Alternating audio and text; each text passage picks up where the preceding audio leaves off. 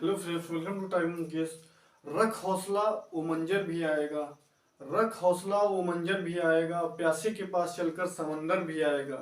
थक कर ना बैठे मंजिल के मुसाफिर, मंजिल भी मिलेगी और मिलने का मजा भी आएगा।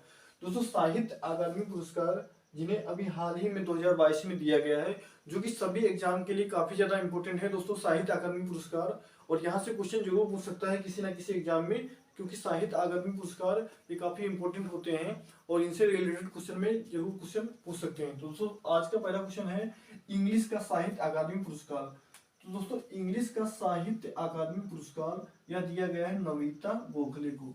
आपको याद रखना है कि इंग्लिश में साहित्य अकादमी पुरस्कार नमिता गोखले को दिया गया है। किसे दिया गया है? नमिता गोखले को इंग्लिश का साहित्य अकादमी पुरस्कार दिया गया है। नेक्स्ट क्वेश्चन है कि हिंदी का साहित्य अकादमी पुरस्कार। हिंदी का साहित्य अकादमी पुरस्कार, दोस्तों हिंदी का साहित्य अकादमी पुरस्कार दिया गया है दया प्रकाश को। हिंदी का किसे दिया गया है? दया प्रकाश को।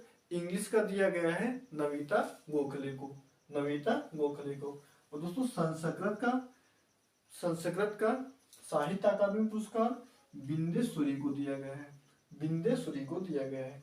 वैसे दोस्तों, ये जो साहित्य अकादमी पुरस्कार होता है ये टोटल 24 भाषाओं में दिया जाता है।